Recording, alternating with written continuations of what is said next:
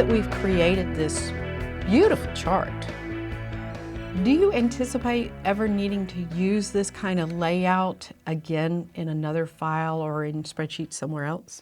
Definitely. I have a completely different spreadsheet with different information that this would work wonderfully for. Great. I'm going to show you how to do that.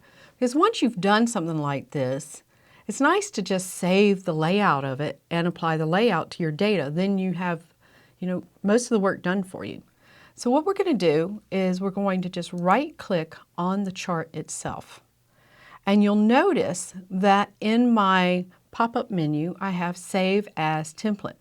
Now, a template saves some of the formatting, some of the layout, saves some of the things that we did after we highlighted our range and created our chart. So we will save this as a template. And you'll notice that Excel takes me into a specific place, Microsoft Templates Charts.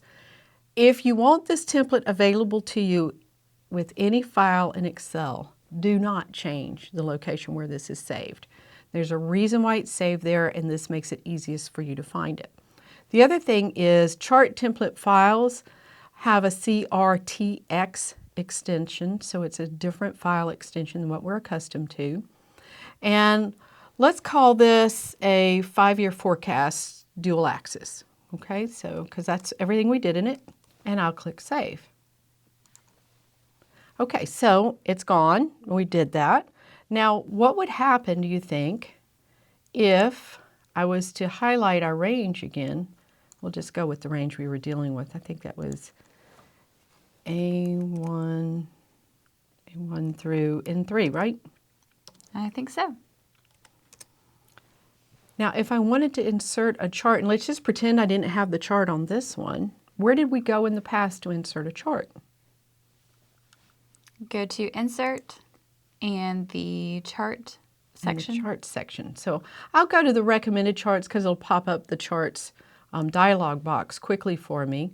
And I can come over here to All Charts. And you'll notice we have templates right here. So if I click on templates, there it is, 5-year forecast. I choose it, click OK, and boom, there's that chart again.